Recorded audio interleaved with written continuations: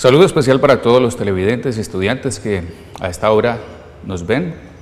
En esta ocasión hablaremos acerca de la evolución de la administración. Espero que aprovechemos todas las posibilidades de aprendizaje y asimismo que si surge alguna inquietud, alguna duda, pues ustedes hagan uso de nuestro correo electrónico eduvisiontv@gmail.com. Recuerden, eduvisiontv@gmail.com.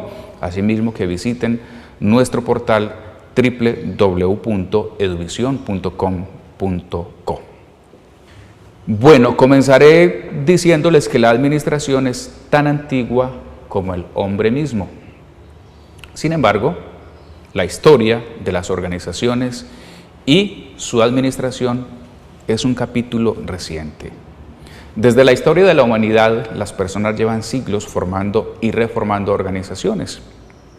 Se podría decir que en el pasado lo hacían empíricamente. No obstante, aparece la huella de los pueblos que trabajaron unidos en organizaciones formales.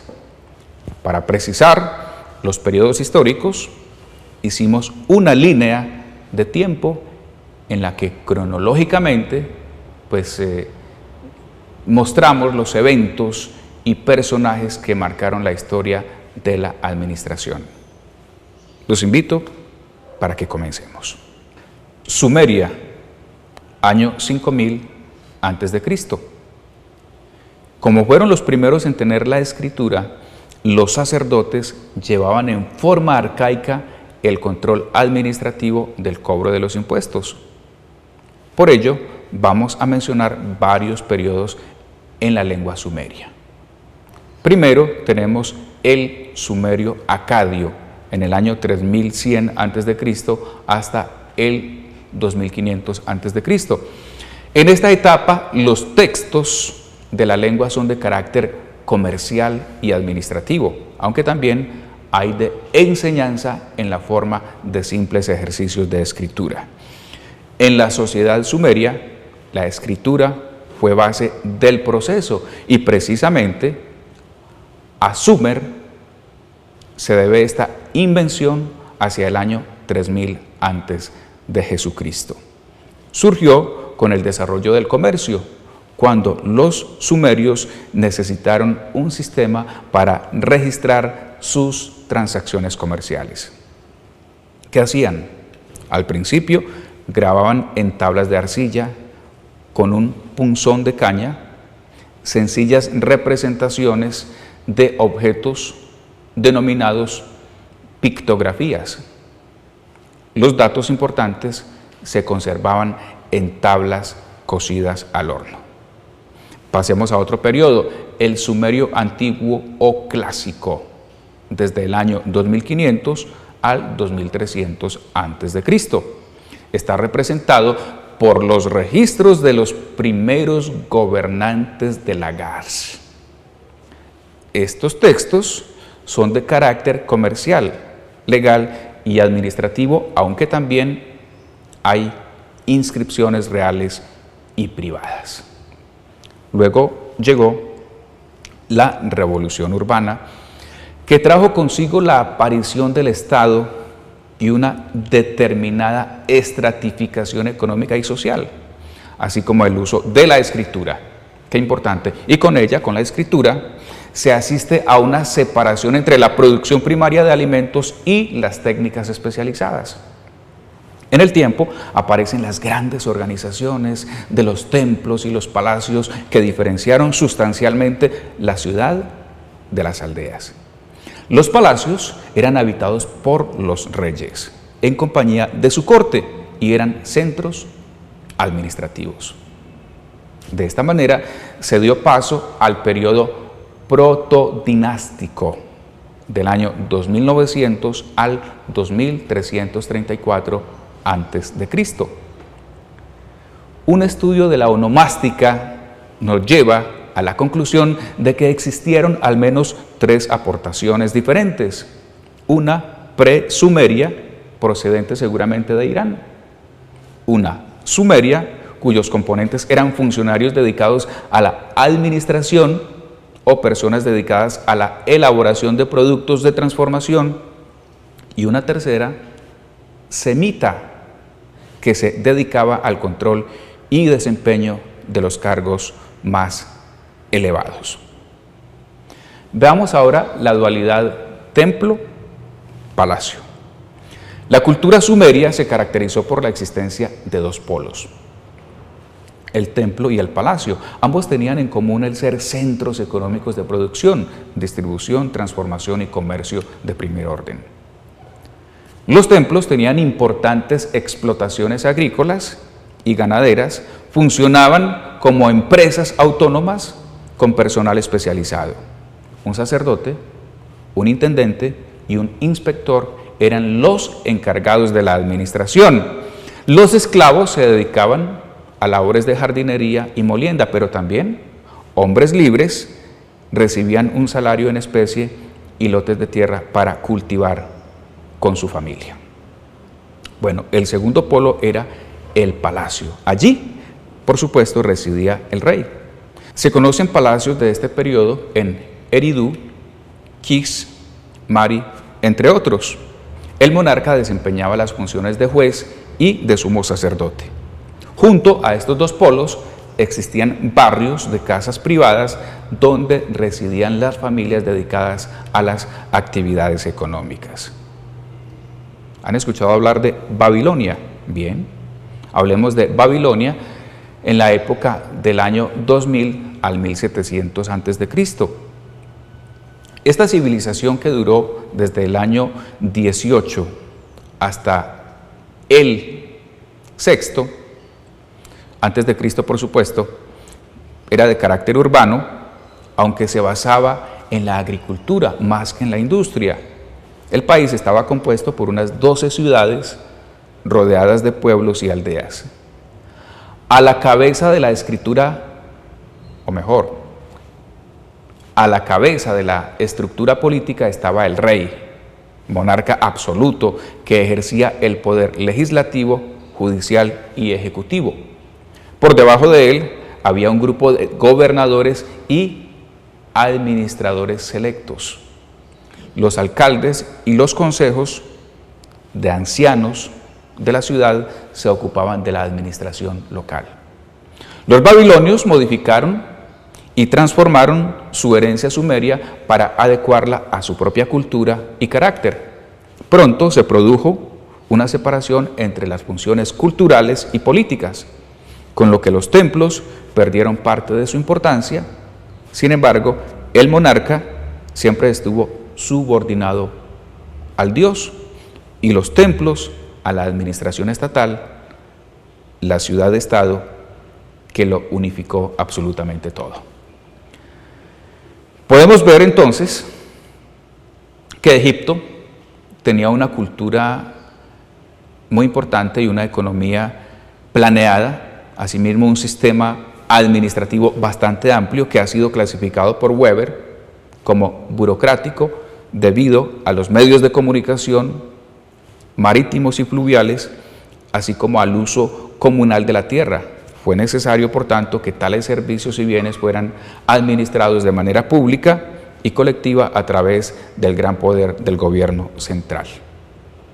Muy cerca estaban los hebreos, y estamos hablando del año 1200 a.C. Aplicaron el principio de excepción y la departamentalización, los 10 mandamientos, la planeación a largo plazo y el tramo de control. Pasemos ahora a China, año 500 a.C. Allí, el filósofo Confucio sentó las primeras bases de un buen gobierno, a pesar de que nunca estuvo satisfecho de lo que había aportado en los diferentes cargos que desempeñó, desde magistrado local hasta primer ministro. Y a través de varios siglos, los chinos tuvieron un sistema administrativo de orden, con un servicio civil realmente muy bien desarrollado, una apropiación bastante satisfactoria sobre muchos de los problemas modernos de administración pública. Bueno, pero si hemos hablado de estas culturas, tenemos que hablar de los griegos. En Grecia, precisamente, desde el año 500 al 200 a.C., desarrollaron la ética del trabajo. la universalidad de la administración e iniciaron el método científico para la solución de los problemas. El aporte que dio Grecia a la administración es realmente grande y fue gracias a sus filósofos que tenemos algunos conceptos que aún tienen mucha vigencia en nuestra actualidad. Por otro lado, Persia, del año 550 al 350 a.C., este imperio tuvo como sistema de dominio en el Oriente Próximo, se basó en la ocupación permanente de los territorios conquistados y en la explotación de los mismos. Pero los persas tendieron a organizar su proceso de expansión con poca reestructuración de la organización anterior de los grupos y territorios conquistados, es decir, que detentaron un imperio de tipo patrimonial. Frecuentemente la administración imperial persa utilizaba los cuadros organizativos existentes subordinados al sátrapa y su personal en las obligaciones a la monarquía, como en la percepción del tributo y en la movilización de las tropas. Si vamos a Roma, en el año 200 a.C. al 400 ya después de Cristo, sabemos de una de las civilizaciones que más influyó en el pensamiento administrativo, porque marcó las bases más importantes de la sociedad moderna, influyó en la sociedad actual haciendo uso de la administración, incluso teniendo administradores que se hacían cargo de ella y a quienes conocíamos con el nombre de gestores o mandatarios. Así pues, en Roma se clasificaron las empresas en empresas públicas, es decir, las que realizaban actividades del Estado, semipúblicas, las que pertenecían a sindicatos, y privadas, las que eran manejadas por los civiles. De igual manera, la Iglesia Católica Romana representa un ejemplo muy interesante de la práctica de la administración. La estructura actual de la Iglesia quedó establecida en esencia en el siglo II después de Cristo. En este tiempo se definieron con mayor rigor sus objetivos y doctrinas. La autoridad final se centralizó definitivamente en Roma. Y se creó una estructura jerárquica simple que en lo básico aún prevalece sin cambios notorios a lo largo de más de 2000 años. Keaton enuncia la descripción de funciones, pero Roma tuvo 3 periodos que afectaron su organización administrativa. Primero, la República, donde las actividades eran manejadas por el pueblo y predominaba la igualdad de los derechos. Segundo, la monarquía, en donde dirigía el gobierno, la alta sociedad, y no intervenía el pueblo.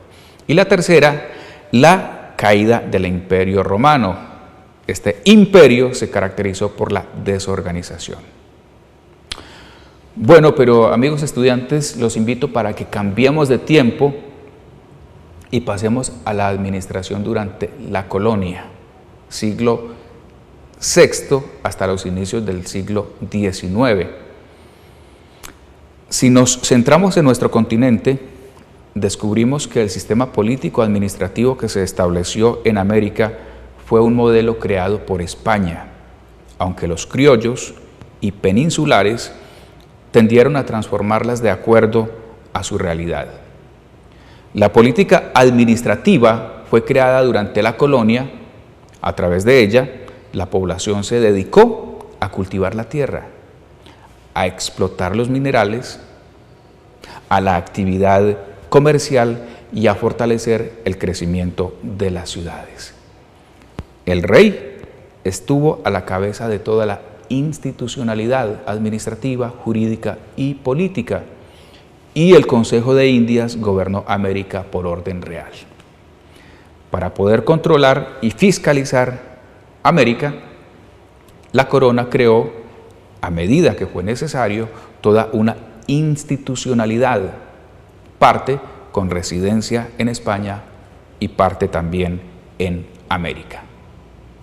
Las Indias, como fueron llamadas sus colonias, pasaron a constituir un bien público que los reyes no podían enajenar o vender.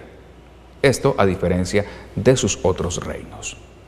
Los monarcas se denominaban comúnmente como reyes de España y de las Indias, para dejar establecida la diferencia entre la administración en territorio español y americano.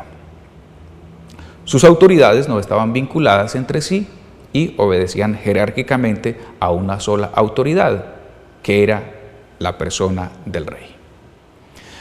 Como vemos, ninguno de estos imperios habría sido posible sin la fuerza de un ejército. Por eso, es momento de pasar a estudiar la organización militar, la cual ha influido en el desarrollo de las teorías de la administración. Un ejemplo es que los términos administrativos, estrategia, táctica, operaciones, reclutamiento y logística son de origen militar. Para explicarlo mejor, podemos hablar de tres teorías: la teoría jerárquica y la división por segmentos cortos de mando, la autoridad lineal y la rígida disciplina del acatamiento de las órdenes sin discusión. La escala jerárquica, es decir, la escala de niveles de mando de acuerdo con el grado de autoridad y de responsabilidad correspondientes, es un elemento característico de la organización militar, utilizado en otras organizaciones, que con el transcurrir de los tiempos, la ampliación gradual de la escala de mando trajo también una correspondiente ampliación del grado de autoridad delegada. A medida que el volumen de operaciones militares aumentaba, crecía también la necesidad de delegar autoridad en los niveles más bajos dentro de la organización militar. Sin embargo, ante las batallas de mayor alcance, el comando de las operaciones exigió la extensión de los principios entonces utilizados, pasándose así a la centralización del mando y a la descentralización de la ejecución. Pero hay más contribuciones de la organización militar. Está, por ejemplo, entre otras, el principio de dirección, según el cual todo soldado debe conocer perfectamente lo que se espera de él y aquello que debe hacer. Resalta Mooney que aún Napoleón, el general más autócrata de la historia militar, nunca dio una orden sin explicar su objetivo y verificar que se había comprendido correctamente, pues estaba totalmente convencido de que la obediencia ciega jamás lleva a la ejecución inteligente de cualquier acto. Qué importante. A comienzos del siglo XIX, Karl von Clausewitz, general prusiano, escribió un importante tratado sobre la guerra y los principios de la guerra, sugiriendo cómo administrar los ejércitos en periodos de guerra.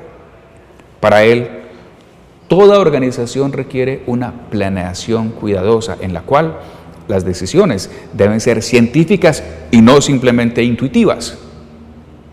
Las decisiones deben basarse en la probabilidad y no solo en la necesidad lógica. El administrador debe aceptar la incertidumbre y planear de manera que pueda minimizarla.